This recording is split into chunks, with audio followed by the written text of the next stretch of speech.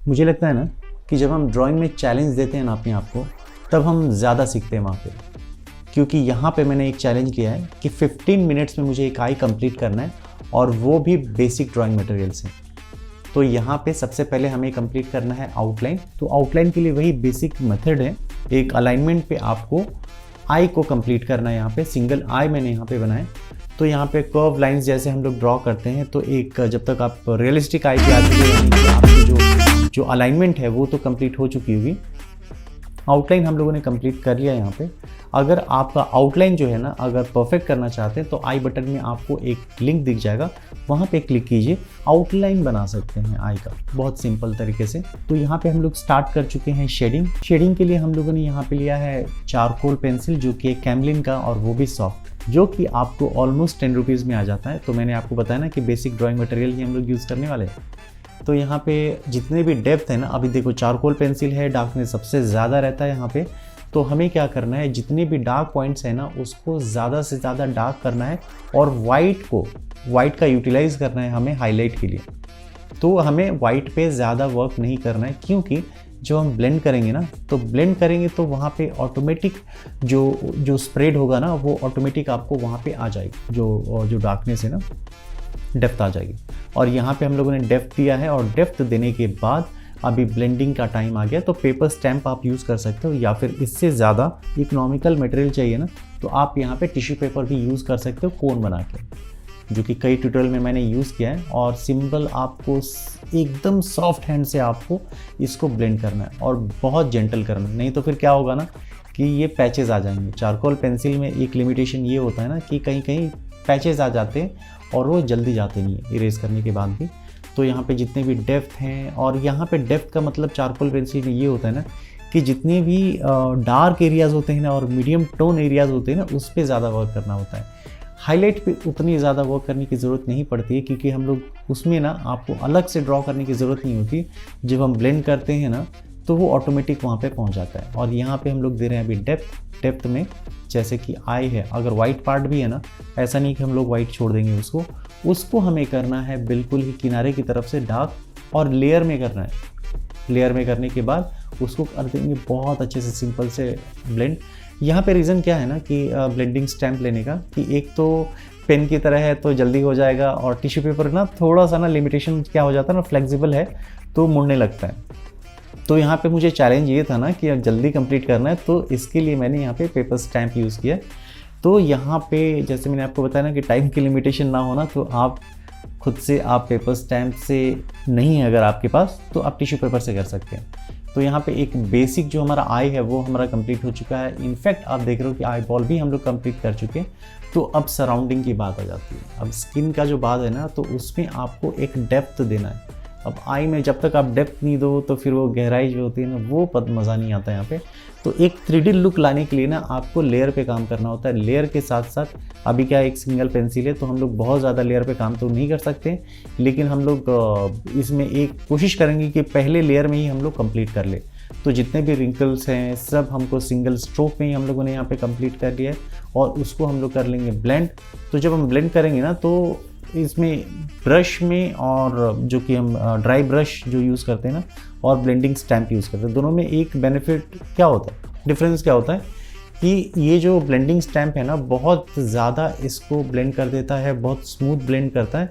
और आई वगैरह के लिए तो ये सबसे अच्छा मानता हूँ मैं, क्योंकि इसमें ना आपको हल्के हल्के स्ट्रोक्स भी अगर चाहिए ना, जैसे कि स्किन का टेक्सचर, तो ये इससे बहुत अच्छा आता है। और ड्राई ब्रश आपको पूरा का पूरा एकदम स्प्रेड कर देता है। तो दोनों के अपने फ़ायदे हैं, अलग अलग जगह पे अलग अलग यूज़ करते हैं। और यहाँ पे थोड़ा डेप्थ जो है, डेप्थ भी दिया, ब्लेंड भी किया यहाँ पे, ये बहुत ज़रूरी है। ये जो चारकोल पेंसिल है ना, बहुत मज़ेदार है, क्योंकि बहुत ज़्यादा डार्क रहता है ना, तो डार्क में ना हमें एक मिल जाता है प्रिविलेज, ये मिल जाता है ना कि गहराई दिखाना होना तो बहुत अच्छे से दिखा सकते हैं हम लोग। और यहाँ पे जितना ऊपर का आप देख रहे हो कि अब ये जो पोर्शन है ना, ये है आईलैशेस का। तो आईलैशेस के लिए ना यहाँ पे हम कम्प्लीटली हमें डार्क कर देना है, और डार्क करने के बाद थोड़ा कर्व जो है मैंने एडजस्ट किया, थोड़ा ऊपर किया। जैसे जैसे हम लोग आगे बढ़ते हैं ना, तो कुछ ना कुछ तो इम्प्रूवमेंट होता ही है। तो यहाँ पे अच्छी बात ये है ना कि देख रहे हो कि हल्के हल्के स्ट्रोक्स ले रहे हैं यहाँ पे, और स्ट्रोक्स लेने के बाद आप जैसे कि आप लेफ्ट साइड में देख रहे हो वहाँ पे हम लोग नीचे की तरफ आ रहे हैं, और राइट साइड में जो कर्व है, जो रिंकल्स है ऊपर का, उसमें हम लोग ऊपर जाते हैं। ये एक ऑब्जर्वेशन है। वैसे ये तो मैंने एक ट्राई करने के लिए लिया था, मैंने प्रैक्टिस करने के लिए लिया था, फिर सोचा मेरे दिमाग में है ना कि क्यों ना इसको रिकॉर्ड कर लेते हैं। तो प्रैक्टिस सेशन भी ना आपको रिकॉर्ड कर लेना चाहिए कभी कभी अपने मेमोरी के लिए, कि हाँ आपने कुछ तो अचीव किया है। यहाँ पे अचीव मैंने ये किया है कि ये मैंने कोशिश की है 15 मिनट्स के अंदर वो रिज़ल्ट लाने के लिए। तो मैंने ये सोचा नहीं था कि मुझे 15 मिनट्स में करना है, लेकिन जैसे जैसे मैं स्टार्ट किया ना तो मुझे ना एक आउटपुट आने लगा। तो फिर मैंने सोचा क्यों ना एक टारगेट रखते हैं, इसको 15 मिनट्स में कंप्लीट करते हैं। और मटेरियल मेरे पास बेसिक था, बहुत बेसिक था, तो उससे ही करना था। और एक नेक्स्ट लेयर हम लोगों ने कंप्लीट कर लिया। और डेप्थ जैसे जैसे आप बनाते हो ना तो आपको कैसे होता है कि आपको एक इम्प्रूवमेंट खुद से पता चलने लगता है, इसको क्या मैं डार्क कर दूँ तो और ज़्यादा डेप्थ आएगा। तो ये जो आउटपुट है ना, आउटपुट पाने का जो आपकी जो कहते हैं ना कि इंटरेस्ट है ना, वो हमेशा ही रहना चाहिए। जैसे मुझे अभी आई में ना मुझे लगा कि थोड़ा डेप्थ और चाहिए, तो उसमें लाइंस अगर बनेंगे ना तो और अच्छा दिखेगा। तो ये सब मैंने एक्सपेरिमेंट किया है, और यहाँ पे अच्छा भी लगा मुझे यहाँ पे, क्योंकि आपने टाइम कम दिया है, और कम टाइम में अगर आप ऐसा आउटपुट लेके आते हो तो फिर आपके लिए एक अचीवमेंट ही है। क्योंकि आपने बहुत ज़्यादा जो अच्छे अच्छे मटेरियल्स होते हैं, लिमिटेशंस जो होते हैं ना वो आपको यहाँ पे ज़्यादा मिलते हैं। तो जब लिमिटेशंस होते हैं तो आप ढूंढते हो कुछ वे, अपना वे, कि किस तरीके से हम लोग करेंगे। अब यहाँ पे एक और देख लो, ये जो इरेज़र है ये है डोम्स का, जो कि 25 रुपीज़ में आता है। इसका ऑलरेडी मैं ट्यूटोरियल बना चुका हूँ, अगर आपको नहीं पता है तो फिर आप आई बटन में जाके वहाँ से आप देख सकते हैं। तो जितने भी हाईलाइट है ना मैंने यहाँ पे किया है। और इसका एक कहते हैं ना कि थिक बहुत ज़्यादा होता है इरेज़र, लेकिन मैंने उसको ना शार्पनर से शार्पन करके मोनो इरेज़र का शेप दिया इसको। और यहाँ पे जो देख रहे हो डिटेल्स, ये डिटेल्स मैंने सिर्फ इसी से दिया। इसलिए मैं कह रहा हूँ ना कि लिमिटेशंस होते हैं यहाँ पे, और उस लिमिटेशंस को ही मैंने अपना वेपन बनाया। और यहाँ पे देख रहे हो कि इसको मैंने हाईलाइट जो है, हाईलाइट मैंने यहाँ पे दिया, क्योंकि यहाँ पे ये जो पोर्शन है ना, ये डेप्थ पोर्शन है आई का, जहाँ पे हम लोग आईलैशेस बनाते हैं। हल्के हल्के स्किन टेक्सचर भी मैंने यहाँ पे दे दिए, तो एक कंप्लीट डेप्थ जो होता है ना वो हमें मिल गया।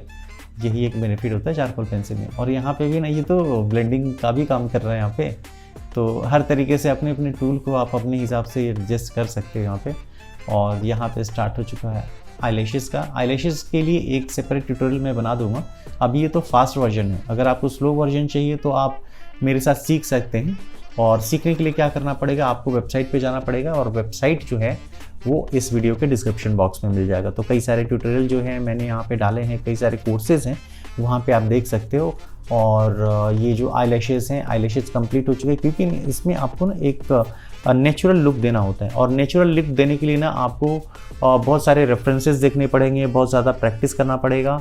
और प्रैक्टिस होने के बाद ही ऑटोमेटिक आपको पता चल जाता है ना कि आई का शेप हमारा क्या है।